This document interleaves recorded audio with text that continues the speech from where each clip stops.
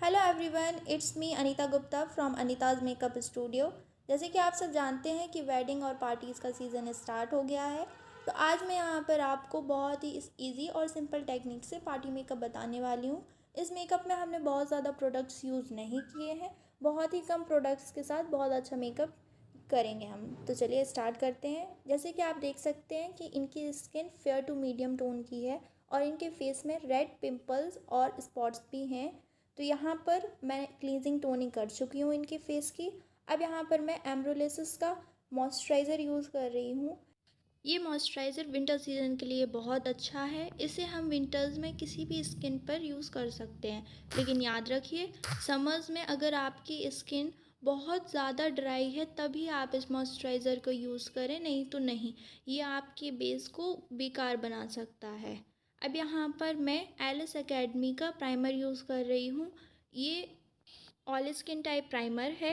याद रखिए इसे कम क्वांटिटी में ही यूज़ करें, ज़्यादा क्वांटिटी में यूज़ नहीं करना है। आप देख सकते हैं मैंने इनके फेस में अच्छे से ये प्राइमर अप्लाई कर दिया है। इनके पोर्स भी थे तो इन पोर्स को मैं फिल कर रही हूँ। ये प्राइमर इन पोर्स को फिल कर देगा।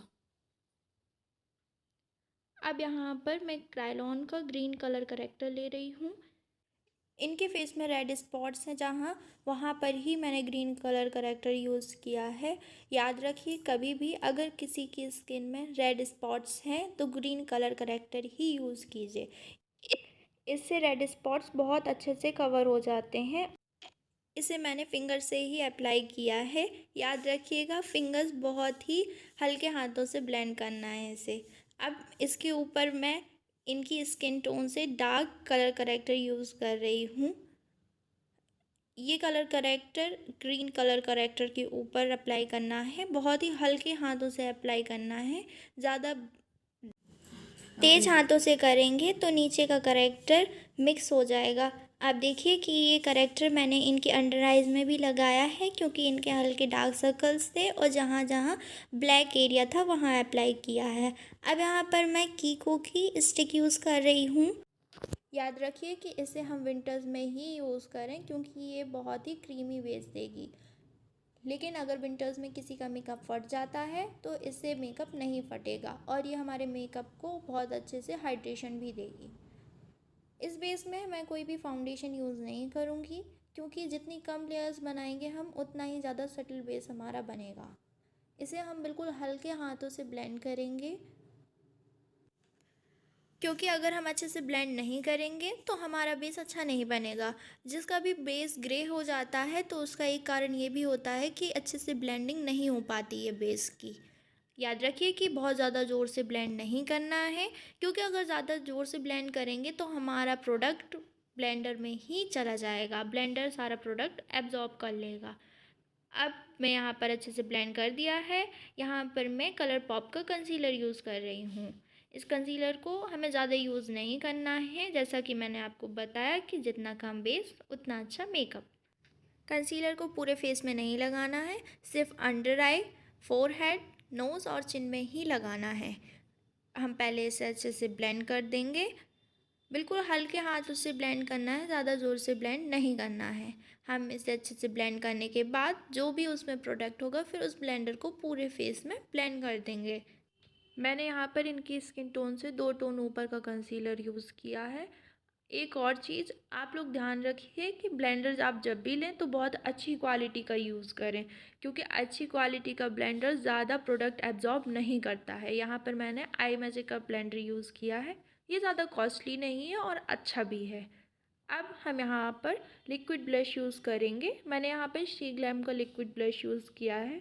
अगर हम लिक्विड ब्लश यूज़ करते हैं तो ये हमारे मेकअप को बहुत ही सटल लुक देगा और बहुत ही अच्छा फिनिश आएगा। आप हमेशा ट्राई कीजिए कि विंटर्स में आप लिक्विड ब्लश ही यूज़ करें। समर्स में हमेशा पाउडर ब्लश ही यूज़ करें और विंटर्स में लिक्विड और पाउडर दोनों। अब आप देखिए मैंने यहाँ पर ब्लश को बहुत अच्छे से ब्लेंड कर दिया है। याद रखिए हम इसे बहुत अच्छे से ब्लेंड करें। इसके बाद हम इसमें लास्ट में पाउडर ब्लश भी ऐड करेंगे। अब यहाँ पर ब्लश इनका ब्लेंड हो चुका है अच्छे से।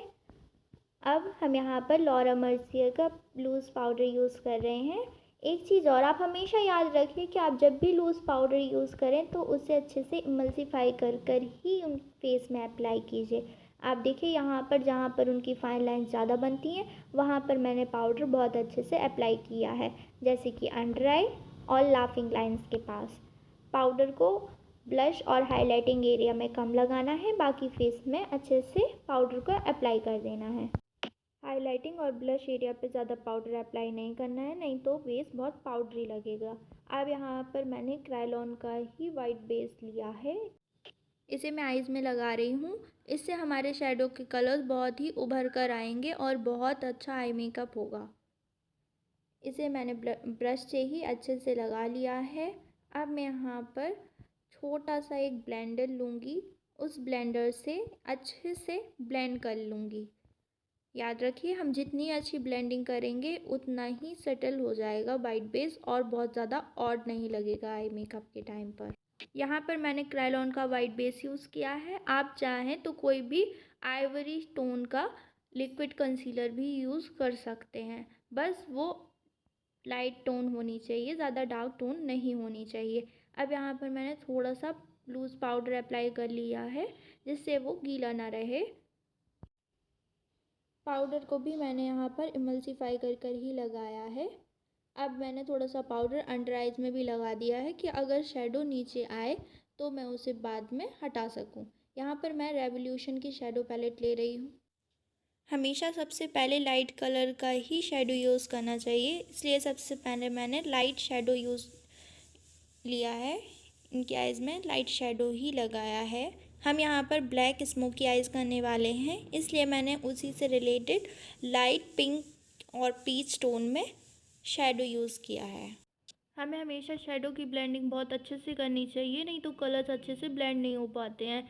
इसके लिए सबसे ज़्यादा इम्पॉर्टेंट चीज़ है कि शेडो के ब्रशेस बहुत अच्छे होने चाहिए। यहाँ पर मैंने पैक का ब्रश लिया है, आप किसी और भी अच्छी कंपनी का ब्रश ले सकते हैं और शेडो के लिए राउंड ब्रश ही लें, इससे ब्लेंडिंग बहुत अच्छी होती है। अब यहाँ पर मैं ब्लैक कलर का शेडो अप्लाई करूँगी। मैं यहाँ पर ब्लैक शेडो यूज़ कर रही हूँ, आप चाहें तो ब्लू कलर का भी शेडो यूज़ कर सकते हैं। याद रखिए, शेडो की क्वांटिटी भी बहुत कम हो, बहुत ज़्यादा क्वांटिटी नहीं यूज़ करनी है। अब ब्लैक कलर भी हम अच्छे से ब्लेंड कर देंगे। यहाँ पर मेरी मॉडल की ड्रेस ब्लैक है, इसलिए मैं ब्लैक स्मोकी आई कर रही हूँ। अगर आपके क्लाइंट की किसी और कलर की ड्रेस है तो आप उसके अकॉर्डिंग भी आई मेकअप कर सकते हैं। यहाँ पर मैंने रेवोल्यूशन की पैलेट यूज़ की है, आप चाहें तो कार्निवल की भी पैलेट यूज़ कर सकते हैं। कार्निवल की पैलेट भी बहुत अच्छी है। अब यहाँ पर मैं इनकी आइज़ में लिक्विड ग्लिटर लगा रही हूँ। यहाँ पर मैंने लिक्विड ग्लिटर यूज़ किया है, आप चाहें तो पाउडर ग्लिटर भी यूज़ कर सकते हैं। इसमें मैंने होलोग्राफिक ग्लिटर यूज़ किया है, आप चाहें तो ब्लैक ग्लिटर भी यूज़ कर सकते हैं। अगर आप पाउडर ग्लिटर यूज़ कर रहे हैं तो याद रखिए उससे पहले ग्लिटर ग्लू भी यूज़ करें, नहीं तो पाउडर ग्लिटर निकल जाता है। मैं C2P का ग्लिटर ग्लू यूज़ करती हूँ, आप चाहें तो कोई और भी कर सकते हैं। अब यहाँ पर मैं ब्लश पैलेट ले रही हूँ। यहाँ पर मैंने लिक्विड पीच ब्लश डाला था, तो पाउडर में भी मैं पीच ब्लश ही यूज़ करूँगी। मेरी मॉडल की स्किन टोन लाइट है तो मैंने यहाँ पर लाइट ब्लश यूज़ किया है। अगर आपके क्लाइंट की स्किन टोन डार्क है तो डार्क ब्लशर यूज़ कीजिए। अब मैं यहाँ पर NYX का हाइलाइटर यूज़ करूँगी। मैंने यहाँ पर पिंक शेड का हाइलाइटर यूज़ किया है, आप कोई भी हाइलाइटर यूज़ कर सकते हैं। विंटर सीज़न आ रहा है, इसलिए मैं ज़्यादा हाइलाइटर यूज़ कर रही हूँ।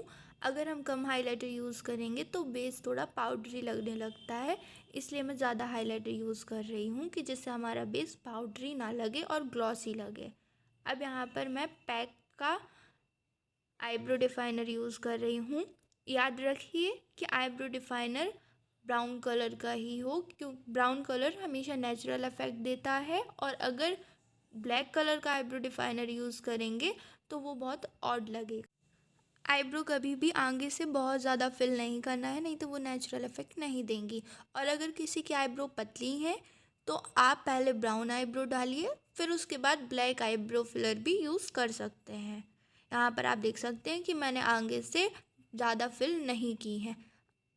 अब मैं यहाँ पर स्पूली ब्रश से आईब्रो को और अच्छे से शेप दे रही हूँ। हम जितने अच्छे से आईब्रो डिफाइन करेंगे उतना ही ज़्यादा हमारा आई मेकअप बहुत अच्छा लगेगा और बहुत सुंदर लगेगा। अब यहाँ पर मैं फॉरएवर की हाइलाइटिंग पैलेट से वाइट हाइलाइटर लेकर आईब्रो के नीचे लगा रही हूँ, जिससे हमारी आईब्रो का शेप और अच्छे से डिफाइन हो सके। मैंने यहाँ पर वाइट हाइलाइटर यूज़ किया है, आप चाहें तो गोल्डन भी यूज़ कर सकते हैं, और मैंने यहाँ पर हाथ से लगाया, आप चाहें तो ब्रश से भी लगा सकते हैं। अब यहाँ पर मैं पैक का ही जेल लाइनर यूज़ कर रही हूँ। हमें ज़्यादा डार्क लाइनर नहीं लगाना है। मैंने यहाँ पर हल्का सा लाइनर को स्मच कर दिया है, जिससे और ज़्यादा स्मोकी लुक आया इसमें। मैंने यहाँ पर स्मोकी आई मेकअप किया है, इसलिए मैं विंग्स नहीं निकालूंगी। अगर स्मोकी आई मेकअप हो तो विंग्स लाइनर नहीं लगाना है। अब यहाँ पर मैं वाइट बेस से ही इनको वाइट काजल लगा रही हूँ। आप चाहें तो वाइट काजल भी यूज़ कर सकते हैं। अगर किसी की आइज़ छोटी हैं तो वाइट काजल से उनकी आंखें और बड़ी लगने लगती हैं। यहाँ पर इनकी आइज़ बहुत ज़्यादा बड़ी नहीं थी, इसलिए मैंने वाइट काजल यूज़ किया है। अब वही जो ब्लैक शेडो हमने ऊपर यूज़ किया था उसी को हम आँखों के नीचे भी यूज़ करेंगे। उसे लगाने से आंखें और बड़ी लगने लगेंगी। मैंने यहाँ पर ब्लैक स्मोकी आइज़ की थी। अगर आप किसी और कलर की स्मोकी आई कर रहे हैं तो उससे भी आप नीचे डाल सकते हैं। अब यहाँ पर ब्लैक के साथ मैंने वो जो पिंक शेडो यूज़ किया था ऊपर, उसे भी मैंने हल्का सा नीचे ब्लेंड कर दिया है। हम नीचे शेडो इसलिए लगाते हैं जिससे हमने जो काजल लगाया है वो नीचे फैल ना पाए, और आँखें तो बड़ी लगती ही हैं। आप देख सकते हैं मैंने नीचे शेडो लगाया था तो कितना अच्छा इफेक्ट आया है। अब यहाँ पर मैं लिपस्टिक फेसेस कैनेडा की यूज़ कर रही हूँ। आप कोई भी लिपस्टिक यूज़ कर सकते हैं। मैं पहले ब्रश से आउटलाइन बना रही हूँ, आप चाहें तो इसे डायरेक्ट भी फिल कर सकते हैं। यहाँ पर मैंने डार्क कॉफ़ी शेड लिया है, आप कोई भी शेड की लिपस्टिक यूज़ कर सकते हैं। मेरी मॉडल के लिप्स छोटे हैं, इसलिए मैंने लिप्स को और बड़ा किया है। विंटर सीज़न में ग्लॉसी लिपस्टिक्स ज़्यादा अच्छी रहती हैं क्योंकि ये मेकअप को फ्रेश और ग्लोइंग लुक देती हैं, और समर्स में मैट लिपस्टिक्स अच्छी रहती हैं।